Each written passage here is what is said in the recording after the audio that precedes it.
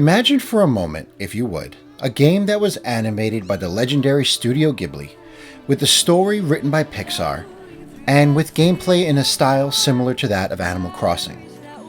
The game that should form in your mind is the gorgeously imaginative Spiritfarer by developer Thunder Lotus Games.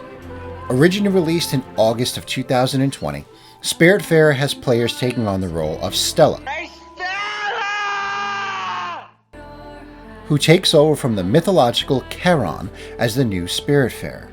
Accompanied by her pet cat Daffodil, Stella acts as a ferry master of sorts who must sail through 4 different regions, finding lost spirits to help them realize their final wishes before passing on. Joining you on your journey will be a unique cast of characters that you will help come to peace with their passing into the unknown. Finally, once the spirit feels they have done all that they can, they ask Stella to take them to the Everdoor, which acts as a gateway to the afterlife.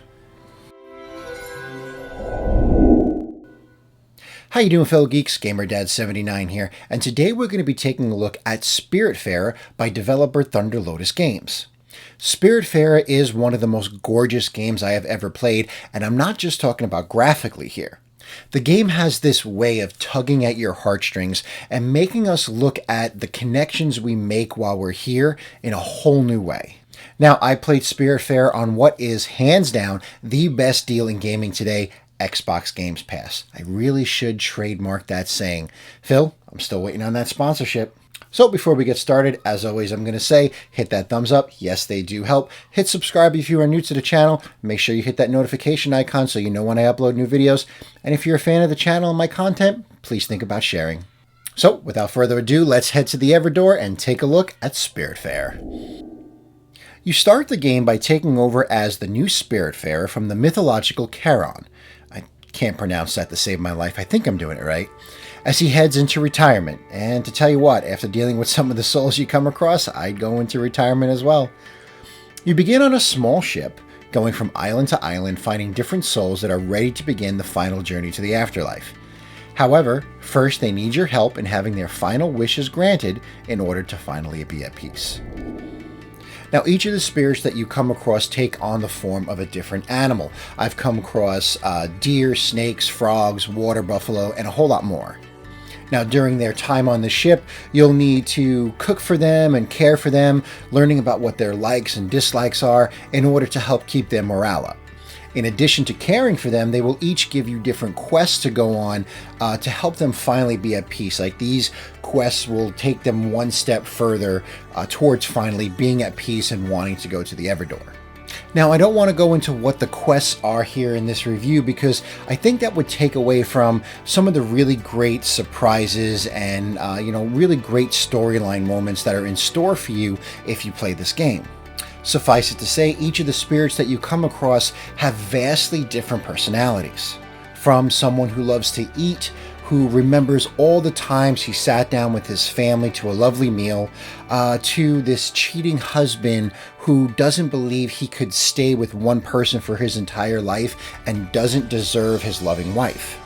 The cast of characters and your interactions with them will make up the bulk of what the game is.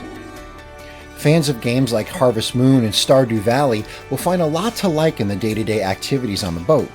Not only are you the Spiritfarer, but you must also tend to the daily chores around the boat.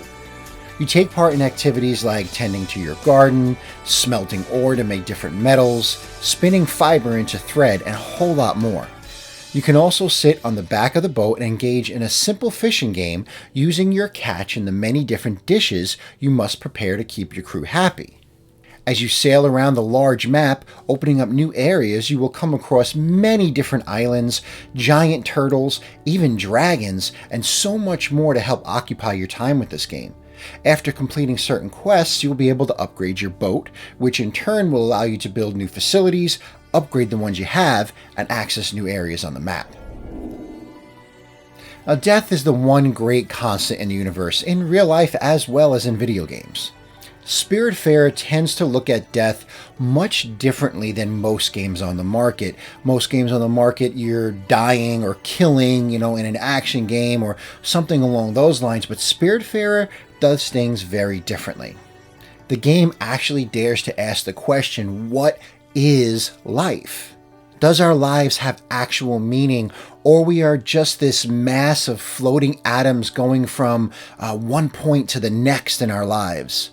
Is our lives just a series of random events? And more importantly, are we nothing more than just the memories we leave behind with others when we are gone? This may seem like some heavy subject matter for a video game, and that's because it is. Spiritfarer doesn't shy away from the tough subject matter, but presents it in a way that most members of your family can enjoy. Now, while I do say most members of your family, do be wary that I did buy this game for my 9-year-old daughter after I was enjoying it for a few hours, thinking it was this really sweet game all the way around, but later discovered that some of the spirits had kind of adult themes and language in the later part of the games. I'm not talking about, blood and guts and sex and violence type stuff, but there was some subject matter that kind of like, there was one who was talking about an adulterous husband, and, there was someone once in a while said shit. Nothing really, really crazy in the vulgarity category either, but it's just something to be aware of. Now, I didn't take the game away. I just sat with her and I actually had a conversation with her about what was happening in the game and the situations that were taking place in front of her, and making sure that she didn't repeat some of the words that were said in the game outside of the house, because that's a conversation I don't want to have with a teacher. However, having that conversation is, kind of the brilliance of this game. As I mentioned earlier, the game is, has writing that is similar to something out of Pixar, and where it takes this sensitive subject matter and presents it in an entertaining, creative, and informative way. And in the end, isn't that something that all great art makes us do? Ask questions and have conversations and talk about things that makes us uncomfortable but do need to be talked about. Final thoughts. Spiritfarer is one of those games that will stay with me forever. Its handling of life and death and how we deal with it is a theme many of us will recognize from our own lives. The game felt like a mesh of Studio Ghibli, Pixar, and Animal Crossing.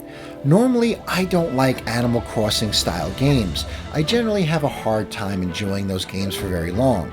However, Spiritfarer just had my attention from start to finish. Now, speaking of finish, I did feel the game ended on a whimper, especially after everything that Stella goes through.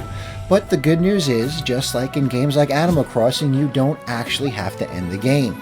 You can just keep sailing for as long as your heart wants. I was consistently touched by the stories of those that you had in your care. Each one was interesting and unique. Some of them you cannot help but love.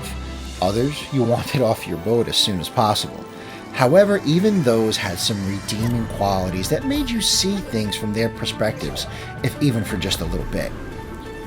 The game is currently around $30 on most platforms and worth every penny, but it's also available on the best deal in gaming today, Xbox Game Pass. Spiritfarer handles death in a way that I have never experienced before in video games, asking questions that you wouldn't normally hear coming from the medium. It's a touching experience that will stick with you for a long time to come. Alright, fellow geeks, that is it for today's video. Let me know in the comment section below if you've ever played Spiritfarer and what you thought about it, and who was your favorite spirit. So, until next time, I'm GamerDad79. Keep on geeking on.